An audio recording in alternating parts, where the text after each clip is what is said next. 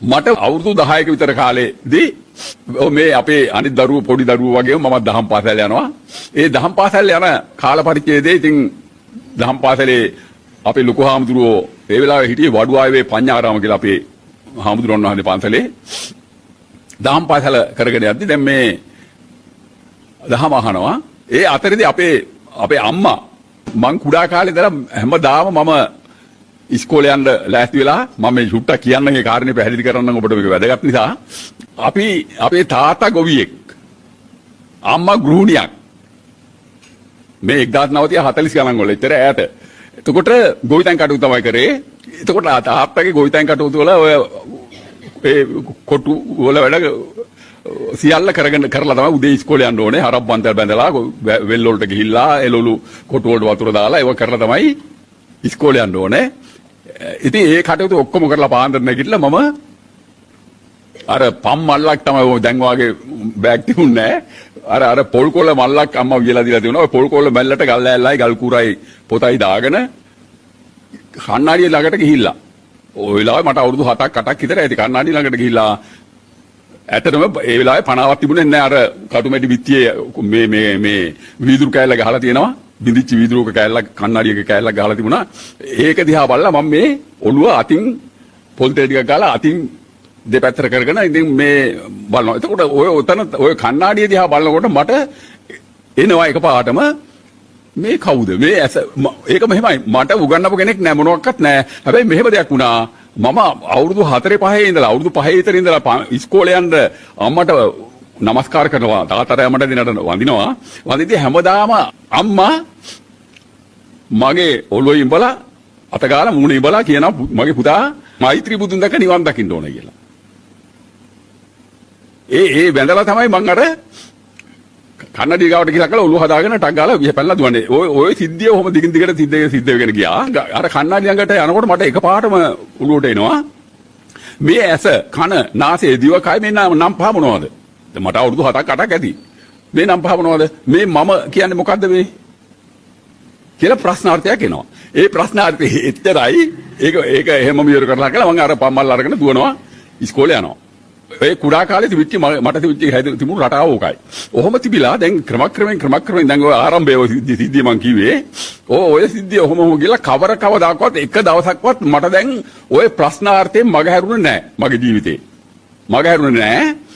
නිරන්තරයෙන්ම දවසකට සැරයක් මුණ දකින්න අර කන්නඩියෙන් දකින්නකොට මේ කවුද මේ මගේ ඉස්සර නම කුලරත්න මේ කුලරත්නද මේ ඇස කනනාසය දිව කය කියන්නේ මොනවද මෙහෙම මේවා මොනවද මේ කවුද මේ නම් දුන්නේ ක්‍රමක්‍රමයෙන් ඔය ප්‍රශ්නාර්ථය ආවා ඔය මින් ගමන දැන් සාමාන්‍ය පෙළ ලියන්න දැන් ඒතර අවුරුදු 7 8 කාලේ වගේ සාමාන්‍ය පෙළ ලියන්න දැන් වගේ ඉරි ගහලා හරියන්නේ නැහැ ඒ කාලේ දන්නවා මෙතන මේ අපේ වයසක අය දන්නවා හරි අමාරුයි ඒ කාලේ හරි අමාරුයි විභාගයක් පාස් කරන්න. ජේෂ්ඨ විභාගේ පාස් කරනවා කියලා කිව්වම අද උපාධි 10ක් ගත්තා වගේ. ඒ තරම් බරපතලයි. එතකොට දැන් බුදුදහම පිළිබඳව ධර්ම සංග්‍රහය කියලා පොතක් තිබුණේ කාලේ. ඒ බුද්ධ ධර්මයේ විශේෂයට ලියන්න නම් ඒ බෞද්ධ ශාසන ඉතිහාසයේ, ඒ බෞද්ධ සංස්කෘතිය, ඒ බෞද්ධ සාහිත්‍ය ඇතුළු සියලුම කරුණු ගැඹුරින් අධ්‍යයනය කරන්න ඕන. මං මොකද කරන්නේ අපේ වඩුවාවේ පඤ්ඤාර ලංකාර හාමුදුරන්ගෙන් මේ පොත්පත් ඉල්ලගෙන මේවා තේරම අධ්‍යයනය කරා. ඔය අධ්‍යයනය කරනකොට දැන් මට අවුරුදු 15ක් 16ක් විතර. දැන් අධ්‍යයනය කරනකොට මට ක්‍රමක්‍රමයෙන් දැන් අර ප්‍රශ්න වලට පිළිතුරු එමින් තියෙනවා දැන්. එමින් තියෙනවා. දැන් මම ඕවා හොඳට පාඩම් කරලා අපේ ගේ පල්ලෙ හැතන වෙලාදර ඈත පික්මහන වෙල්ලේ ආය මීගස් සෙවණක් තියෙනවා ගල් තලාවක් ළඟ. ඒ ගල් තලාවේ වාඩි වෙලා දැන් මීගස් සෙවණ ඉඳගෙන මම හැන්දෑවේ ඉර බහැලා රතු වෙලා බහැලා යනකම්ම කරුවල වැටෙනකම්ම මේ හරක් ටික බැඳලා වෙල්ලේ ආයේ මේ පොත්පත් අධ්‍යයනය කරනවා. මට හොඳට දැන් මේක කාවදිනවා බුදු පියාණන් වහන්සේගේ මේ දේශනාව අර පොත්පත් පරිශීලනය කරනකොට. මේ විදිහට ලියලා දැන් ඒකට මට දැන් සෑහෙන දැනුමක් තියෙනවා විභාගයට ලිව්වා. විභාගයට ලිව්වම මම හිතන්නේ 50 60 ගණන් වල 60 වගේ ලිව්වා. D අකුර D කියන්නේ ඩික්ටින්ෂන්. ඩික්ටින්ෂන් කියන්නේ ඊටාම ඉහළම සම්මානයේ බුද්ධ ධර්මයට ඩික්ටින්ෂන් එකක් ආවා. මට ලැබුණා. ඒ ලැබිලා ඉතින් වැඩි කලක් ගියේ නෑ. එතනදීම මට ওই ග්‍රාම සංවර්ධන දෙපාර්තමේන්තුවේ ග්‍රාම සංවර්ධන නිලධාරි කියන තනතුරක් හම්බ වුණා. ඒක ග්‍රාම සංවර්ධන හා මේ සංස්කෘතික කියලා කියන්නේ සියලුම පන්සල්. එතකොට කුරුණෑගල පුත්තලම කියන මේ වයිබ පළාතේ පන්සල් රාශියක වැඩ කටයුතු මමත් ඇතුළු 3-4 දෙනෙක් හිටියා. වැඩ කටයුතු කරන්න සිද්ධ වුණා. ඒ හේතුව නිසා නිරන්තරයෙන්ම ස්වාමීන් වහන්සේලා එක්ක ආරණ්‍ය සේනාසන එක්ක ඒ වගේම මේ බෞද්ධ ධර්ම පිළිබඳ පුස්තකාල හා සම්බන්ධිත බොහෝ වැඩ කොටස් කරන්න තිබුණා. මුදල් වෙන් කිරීම වැඩ ගොඩක් තිබුණා. මෙන්න මේ කාරණේට අවතීර්ණ වෙද්දී තවදුරටත් මේ ධර්ම පිළිබඳව මම දැන් එන්න මේකේ ගැඹුරු පරිචයක් කරගෙන යනවා. පරිශීලන කරගෙන ගියා. ඔය යන අතරේදී දැන් මේ ක්ෂේත්‍ර නිලධාරි තනතුරක් සතියකට සැරේ මේ කාර්යාලයට යන්න වෙන කචේරියට අනිත් හැම විතිස්සෙම මිනිස්සු සමග තමයි හිටියේ. ඒ ඉද්දී ඒ කාලේ හිටපු එක පාඬිවරු එක ස්වාමීන් වහන්සේලා එක ආරණ්‍ය සේනාසන ගිහිල්ලා කළ මේක සුහදව සාකච්ඡා කරා. ඒ සාකච්ඡා කරපු තැන් වලින් යම් දැන් මම මේ හොයන්නේ මොකද්ද?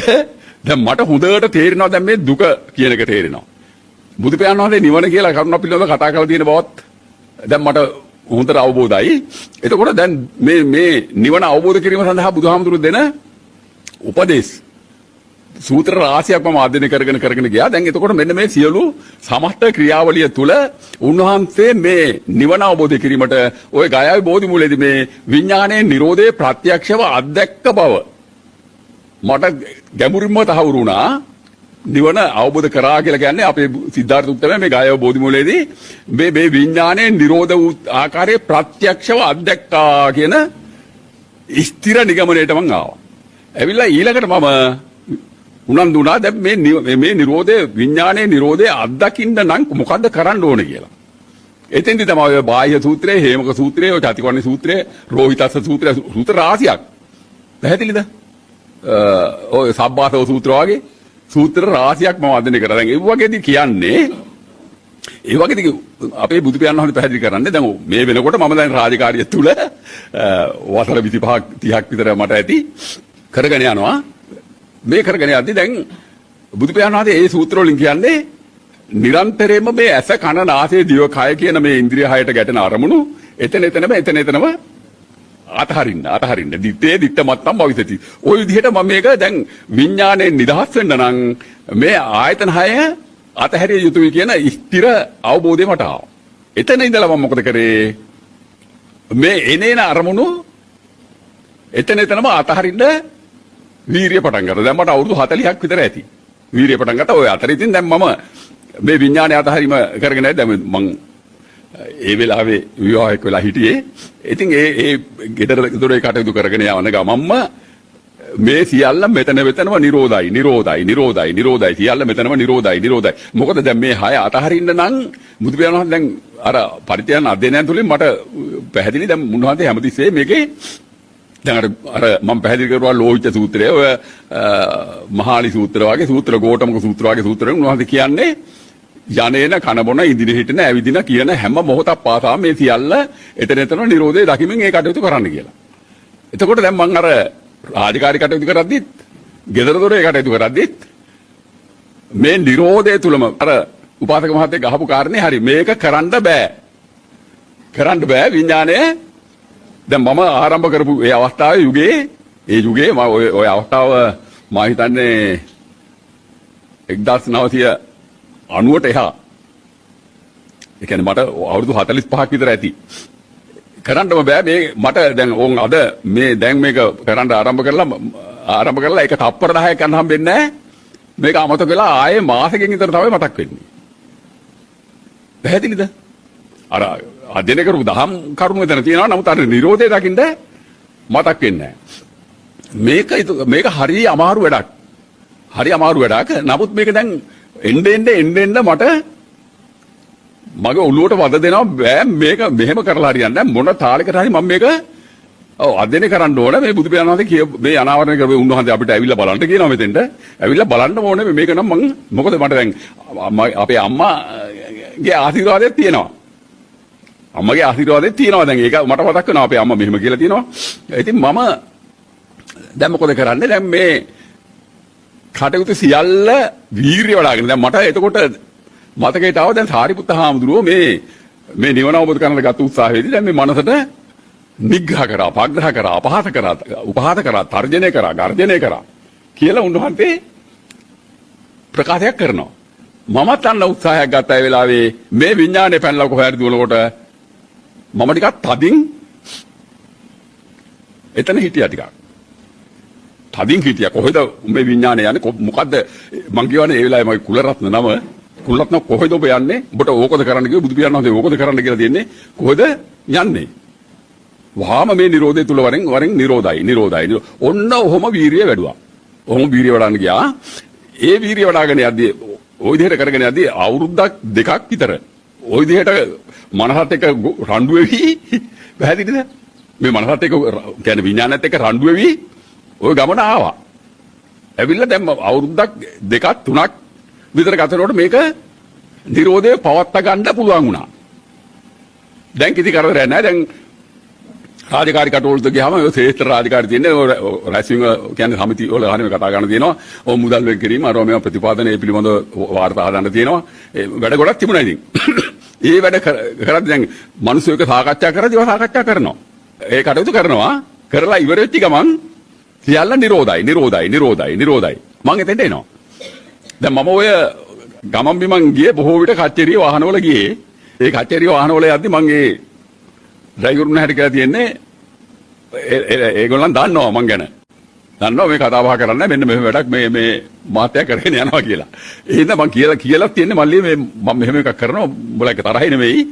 මේකට මට ඉඩදී පල්ල කියලා ඒගොල්ලන් ඉන්නේ බොහොම සන්තෝෂයෙන් ඒ වැඩ කරගෙන යනවා. මම වාහනේ ඉඳගෙන අර ඒ අවස්ථා තැන් වලට යනකම් සමහර විට සමහර දවස්වල කිලෝමීටර් 100 150 ඇවිදිනවා ඔය කුරුණෑගල පුත්තන මේවල යනකම්ම මම මේ සියල්ල නිරෝධයි. මේ කාරණේ ප්‍රඥාවෙන් දැක මම බොහොම සුවසේ යනවා. ඒතර වාහන නැති දවස්වල මගේ මෝටර් සයිකලයක් තිබුණා ඒ වෙලාවේ ටිකක් ලොකු මෝටර් සයිකලයක් අර CG මෝටර් සයිකලයක් ඒකේ යද්දි නම් ගන්නියංගම් වල මම ඇවිදගෙන යනවා යනකොට මේ බයිසිකලේ යද්දි වෙන මොනවාක්වත් අරමුණේ දැන් ඉතින් කඳු හෙල්ලේ ආයවල් ගන්දනව පහු කරගෙන නගර පහු කරගෙන යනවා ඒ සියල්ල නිරෝධයි මෙන්න මේ විදිහට තමයි මම මේ කටයුතු කරේ එතකොට දැන් ගෙදරදී මල ගෙවල් වෙනවා මගුල් ගෙවල් වෙනවා ඒ වගේ සිද්ධි වෙද්දී මම බොහොම යාප්පුවෙන් ගෙදර ආയിട്ട് කියලා ගිහිල්ලා ඉන්න මෙහෙමයි මං පොඩ්ඩක් ඉන්නම් කියලා මම පුටුවක් අරගෙන ටිකක් අර වත්තේ ඉඩ තියෙනවා අර ටිකක් අහිමාන පැත්තකට ගිහලා වාඩි වෙනවා වාඩි වෙලා දිගටම වාඩි වෙනව නෙමෙයි ඇවිදිනවා වටපිට බලමින් ඇවිදිනවා සියල්ල එතනම නිරෝධයි ඒ ගෙදර කටයුතු කරව හැටි ඒ මොකද මං ඔය ගත්තේ අර ගෝඨමුඛ සූත්‍රේ මහාලි සූත්‍රේ ලෝහිත සූත්‍රයෙන් බුදුහාමුදුරු දුන්න උපදෙස් අලෝකිතේ විලෝකිතේ සම්මිඤ්ඤිතේ පසාරිතේ සංඝාටිපත චීවරදාරෙන් උච්චාර පස්සාවක කියන්නේ යන එන කන බොන ඉඳින හිටින අතපය දිගහරින හකුලන මේ ගැඹුරු වැඩක් මේක ඉතින් සමස්තය නිරෝධයි ඔහොම දකිමින් ගිය අවුරුදු මම හිතන්නේ ඔහොම දකිමින් ගියා අවුරුදු 7ක් විතර ඔහොම දකිමින් ගියා ඒකයි මම මේක ලේසි වැඩක් නෙමෙයි කියලා කියන්නේ එහෙම කරගෙන යද්දී දැන් හොඳ තැනකට ආවා හරි සෝදායි තැනකට ආවා දැන් අර මොකක්ක මනසේක සම්බන්ධයක් නැහැ වැඩ ටික ඔක්කොම සිද්ධ වෙගෙන යනවා හැබැයි මෙවුවා පූර්ව නිගමනට එන්න එපා ඒ තැන් වලට ඇවිල්ලා බලන්න ඔන්න ඔය අවස්ථාව බුදු පියාණන් වහන්සේ පදු කාලින හඳුන්වලා අපේ උත්තමයාත් ඔතෙන්ට ඇවිල්ලා තිබුණා උන්වහන්සේ හඳුන්වනවා දුක්ඛ මේවහි න කොචි දුක්ඛිතෝ කාරකෝන කිරියාච විජ්ජති අත්ති නිබ්බුති න නිබ්බුතෝපමා මග්ගෝ මත්ති ගමකෝන විජ්ජති ඔතෙන්ට ආව මොකද මේ කියන්නේ දුකක් තියෙනවා දුක විඳින්නෙක් නැහැ ඇයි මෙතන ඉබේ සිද්ධ එතන රූකඩයක් වගේ රොබෝ යන්ත්‍රයක් වගේ මේ බයිසිකලේ පැදගෙන යනවා මේ කච්චරේ ජිප් වල මේ ගමන යනවා නමුත් එතන කෙනා නැහැ පැහැදිලිද කාරකෝන කිරියාච විජ්ජති කෙනා නැහැ පැහැදිලිද ඒක එහෙමමයි ඒ කාන්තයි මම මේ මුසාවක් කියලා නෙවෙයි මට මුසාවාද බොරු කියන්න ඇති අවශ්‍යකමක් නැහැ මම මේ මොනවාක් බලාපොරොත්තු මේ කියනවා නෙවෙයි ඔබ උනන්දු කරන්න මේ කාරණේ අපේ උපාසක මහත්තයා ඇහුවා හින්දා මම මේ කාරණේ කියන්නේ එතකොට ඔන්න ඔතෙන්ට ආවා අන්න එතන තමයි දරුවනේ මේ භවයෙන් නිදහස් වුණා. ගයාවේ බෝධිමූලයේදී අර නිරෝධය අත්දකලා මේ මොහොතම ඉබේ සමුදේ වුණානේ. නේද? සිද්ධාර්ථ උත්තමයා. ඒතර එතන කෙනෙක් නැති ක්‍රියාවලිය යන්න වෙන්නේ. නේද? ක්‍රියාවලිය යන්න වෙන්නේ. ඒතර ඔතෙන්ට එනකොට අපේ සිද්ධාර්ථ උත්තමයා මේ අවස්ථාව පහු කරගෙනයි ආවේ. සිද්ධාර්ථ උත්තමයා මේ අවස්ථාව පහු කරගෙනයි ආවේ. ඒතර ඒ අවස්ථාව පහු කරගෙන ආපු තැන තමයි අර විග්‍රහ කරේ. දුකක් තියෙනවා, දුක විඳින්නෙක් නැහැ. දුක්ඛ මේවහි න කොචි දුක්ඛිතෝ කාරකෝන්න කිරියාච විජ්ජති. කරන්නේ කරවන්නේ නැහැ. ඒ අර බුද්ධ කියන ස්වභාවය මෙතන පහළ වෙන්න පෙර ලැබුව අත්දැකීම මේ. කාරකෝන්න කිරියාච විජ්ජති. කරන්නේ කරවන්නේ නැහැ. මෙතන ක්‍රියාවලියක් සිද්ධ වෙනවා. අති නිබ්බුති න නිබ්බුතෝපමා. මෙතන නිරෝධයක් වෙනවා. නිරෝධ වෙන කෙනෙක් නැහැ. දැන් ගායා බෝධිමූලයේදී නිරෝධ වුණා. නිරෝධලා එතනම නැවත සමුදේ වුණා. ඒ සමුදේ නැවත නිරෝධ වුණා. ඒතන මව් කුසකින් උපතක් දෙ වෙන්නේ. එක ෂණයකදී සමුදාය නිරෝධයි. සමුදාය නිරෝධයි. එතකොට එතන මව් කුස සම්බන්ධද? මව් කුස සම්බන්ධ නැත්තම් දරුවනේ එතන සතෙක්ද? සතෙක් නෙමෙයි නම් ඒවා ඉන්ද්‍රියද? ඉන්ද්‍රිය නෙමෙයි. නහිදං අත්ත කතම් බිම්බං නහිදං පරකතං අගං හේතුම් පටිච්ච සම්භූතං හේතු බංගා නිරුද්ධති කියලා කිව්වේ රත්තරන් දරුවනේ උතන. පැහැදිලි අන්න එතන තමයි ඒ රූකඩයක් වගේ වෙච්ච තැනට ස්වභාවයට ආව තැන ඒ රොබෝ යන්ත්‍රයක් වගේ වූ තැන තමයි භවයෙන් ගැලුණා. භවයෙන් ගැලුණා. මෙතන හේතුඵල ධම බවට පත් වුණා. හේතුඵල ධම බවට පත් වුණා. අන්න එතන තමයි න ආගාමි කියලා කිව්වේ. නැවත භවයට නොයන තැන. න ආගාමි කියලා කිව්වේ උතන. පැහැදිලිද? ඔන්න ඔය තැනට ආවා. මං ආවා කියලා කියන්න බෑ. එතන මම නෑ. පැහැදිලිද? එතන පුදුමාන්තර අවේදිත සුවයක්. ඒක අර වචනයෙන් පෙන්නලා දෙන්න ඕන කියන්න ඕන හින්දායි මං ඔය වචන භාවිත කරන්නේ. ඔන්න ඔය සිද්ධියයි බී ගලාගෙන යද්දී ඔය අත්දැකීම ලැබපු මේ මහා ප්‍රඥාවන්තයන් නැවත මොන ආකාරයකටවත් කවර කවදාක මොන දෙයකටවත් ආපහු අතන සම්මතෙට එන්නේ නැහැ. පැහැදිලිද? එන්නේ නැහැ. අන්න ඒ තමයි න ආගාමි කියලා කියන්නේ මොනවා හරි සම්මතයේ කටයුත්තකට සම්බන්ධ වෙනවා නම් ටක් ගාලා ඒක කරලා එතනින්ම වහාම අතෙන්ට එනවා. එහෙම එන්න පුළුවන්. මෙතෙන්ට ආව කෙනාට කෙනා කියලා කියන්න බෑ. ඔබට මේ තේරුම් කරන්න හින්දා මම මේ ඒ කෙනා කියන ආමන්ත්‍රණය කරන්න නැමැතිව කරන්නේ. මේ කාරණේ අත්දැක කෙනාට එතෙන්ට වෙන්නේ මෙච්චරයි. එතෙන්ට එනවා ටක් ගාලා කොහොමද එන්නේ? මේ මනස එක්ක සම්බන්ධය අතහරින්න ඕනේ. ඒක ඔබට දැම්ම තේරෙන්නේ නැහැ. මනස එක්ක සම්බන්ධය අතහරිනවා කියලා කියන්නේ මනස ගලාගෙන යනවා. මනස ගලාගෙන යනවා. මම කියන කෙනා ඒකට සම්බන්ධ නැහැ. පුතේ ඔන්න ඔය කාරණේ තමයි ඕගතරණ සූත්‍රයෙන් බුදුහාමුදුරුවෝ පසු කාලිනෝ දේශනා කරේ. ඕගතරණ සූත්‍රයෙන්. මම ගිලුනේද නොවිමි ඉල්පුනේද නොවි කියවතන. එතන තමයි න ආගාමි. න ආගාමි කියන්නේ නැවත භවයට නොවන තැන. ඔන්න ඔතෙන්ට ඇවිල්ලා තව අවුරුද්දක් යන්නේ නැහැ. ඒ කියන්නේ ඔතන ඊටාම වටිනා අතිශය ගැඹුරු අවස්ථාවක්. දැන් උතර මම ඔතෙන් එනකම් කටයුතු කරේ කොහොමද? ඒ ටික ඔබට වැදගත් වෙනවා. කටයුතු කරේ කොහොමද? සම්මතේ රාජකාරී කටයුතු කරා. ඒව කරුතුනේ. කරා. ඒ කරලා ඒ කරුණු එතන අවසන් වූ වහාම නැවත මෙතන පිහිටනවා. මෙතෙන්ට පිහිටනවා. ඒක කරගන්න පුළුවන්. මේ හුරු කරපු කෙනා මොකද කරන්නේ? අර ඕගතරණ සූත්‍රයෙන් පැහැදිලි කරනවා වගේ මෙතන මනස එක්ක සම්බන්ධය අතහරිනවා. මනස එක්ක සම්බන්ධය අතහරිනවා. එතනයි අර බුදුහාමුදුරුවෝ අඟුලිමාලට කිව්වේ මම නැවතී සිටීමේ ඔබ නවතින්න කියලා කිව්වේ. මනස එක්ක ගමන ගියේ නෑ. මම නැවතිලා ඉන්නවා ඔබ නවතින්න කිව්වේ ඒකයි. පැහැදිලිද? එතකොට මනස සමග තියෙන ගමන නවත්තපුවාම නැවත අතෙන්ට එනවා. එතකොට අර සම්මත කටයුතු කරලා ඉවර වුවාම නැවත අතෙන්ට ආවා. මනස එක්ක සම්බන්ධය අතහැරියා. නැවත අර අතන පැවතීම සිද්ධ වෙනවා. කාරකෝණ කිරියාච විදි. මෙන්න මෙතෙන්ට ඇවිල්ලා ඒක මාස 7ක් 8ක් අවුරුද්දක් උපරිම අවුරුද්දක් යන්නේ මෙන්න මේ මෙතන නිරෝධය ඒ කාන්තෙම ස්ථිරවම පැහැදිලිවම ප්‍රත්‍යක්ෂව දැක අවබෝධ කරනවා. පැහැදිලිද? අන්න ඒක තමයි දරුවනේ මම 1997 අවුරුද්දේ 7 වෙනි මාසේ 2 වෙනිදා හවස ප්‍රත්‍යක්ෂව අත්දැක යන්නේ අවස්ථාව. සසර ගඟෙන් එතර වුණා.